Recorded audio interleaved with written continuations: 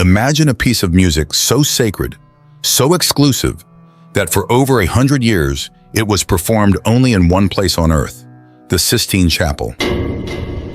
Its composition was a closely guarded secret, locked away from the world. But then a 14-year-old boy named Mozart, yes, that Mozart, managed to unlock it. In today's video, we'll explore one of the most fascinating moments in music history, how Wolfgang Amadeus Mozart broke the Vatican's strictest musical secrecy and brought Allegri's Miserere to the world. Was it theft? Was it genius? Or was it something in between? What makes this story so captivating? How did Mozart, with just his mind and his memory, bring this hidden treasure into the public eye? Stay with me as we dive into this remarkable tale of music, mystery, and genius. Imagine a time in history when certain pieces of music were so sacred, so revered, that only a chosen few were allowed to hear them, and even fewer were permitted to perform them. Such was the case with Miserere of Gregorio Allegri, a choral masterpiece composed in the early 1630s under the commission of Pope Urban IX. The Miserere was based on Psalm 51, a prayer for mercy and forgiveness. The text itself held deep spiritual significance, but the music Allegri composed to accompany it elevated it to an almost mystical level. This was no ordinary piece of music. It was performed exclusively during Holy Week in the Sistine Chapel, only on select days. The piece was designed to enhance the reverence and solemnity of the Tenebrae services, which are traditionally marked by darkness and quiet reflection. So what made this piece so special? Part of its allure lay in its polyphonic structure, the interweaving of multiple vocal lines, creating an ethereal sound that seemed to transcend earthly boundaries. Sung by the papal choir, the Miserere created an atmosphere that was said to move people to tears. It wasn't just a performance, it was a spiritual experience, a moment when music seemed to touch the divine. The Vatican recognized the unique power of the piece. They saw it not just as a work of art, but as something almost holy, something to be protected. For this reason, they kept the score of the Miserere under strict lock and key. No one outside the Vatican was allowed to possess a copy, and anyone who attempted to make one faced the threat of excommunication. For over 150 years, the Miserere remained a Vatican secret, known only to those within the chapel walls. This secrecy added to the mystique of the piece. Visitors who came to hear the Miserere during Holy Week would often leave in awe, but without any way to share what they had heard. The music could not be reproduced, written down, or performed elsewhere. It existed only within the Vatican, its beauty trapped behind closed doors. However, all of that changed in 1770, when a 14-year-old boy from Austria visited the Vatican and did the impossible. By the age of 14, Wolfgang Amadeus Mozart was already recognized as a musical prodigy. He had been composing and performing in Europe's most prestigious courts for years, impressing kings and emperors with his genius. He was a child like no other, a phenomenon who seemed to breathe music. But what happened during his visit to Rome would solidify his legend forever. In 1770, Mozart and his father, Leopold, traveled to Rome during Holy Week. They were eager to attend the Tenebrae services at the Sistine Chapel, where they would hear the famed Miserere performed in its sacred setting. Mozart had likely heard of the piece's legendary status, and like many musicians before him, he was curious about the composition that had been hidden from the world for so long. On the Wednesday of Holy Week, Mozart attended the service and listened as the choir began to sing Allegri's Miserere. The chapel was filled with the solemn tones of the choir, and as the polyphonic lines interwoven and soared, the young Mozart was entranced. But instead of simply being moved by the music, something extraordinary happened. Mozart memorized it. To the average person, transcribing a piece of music that lasted over 15 minutes and contained multiple vocal lines would seem impossible. But Mozart wasn't an average person. After hearing the Miserere just once, he went back to his lodgings and, from memory, wrote down the entire composition. The next day he returned to the chapel to hear the piece again, making only a few minor corrections to his transcription. It was a feat that bordered on the supernatural. Mozart had, without permission, stolen one of the Vatican's most prized secrets, not by taking a physical object, but by using his extraordinary mind. But this was no act of defiance or theft in the traditional sense.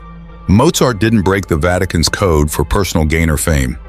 It was simply a testament to his genius, an irresistible compulsion to capture music in its entirety. When Mozart and his father left Rome, they carried with them the transcription of Allegri's Miserere, the first unauthorized copy of the piece ever made. News of Mozart's feat spread quickly in musical circles, and before long, copies of the score were being shared among Europe's elite musicians. The Miserere, once confined to the walls of the Sistine Chapel, was now being performed outside of the Vatican. Naturally, word of this reached the Vatican itself. In any other situation, one might expect harsh punishment for such a breach of secrecy. After all, the Church had threatened excommunication for anyone who copied the piece. But instead of outrage, the Vatican's response was one of admiration. Pope Clement XIV learned of the young boy's extraordinary accomplishment, and rather than punishing him, he chose to honor Mozart. Legend has it that the Pope bestowed the Order of the Golden Spur upon Mozart, a rare and prestigious title given to those who had made significant contributions to the arts. The Church, it seemed, recognized that Mozart's act was not one of malice, but of genius. With the Pope's blessing, Mozart's transcription continued to circulate, and over time the exclusivity of the Miserere faded.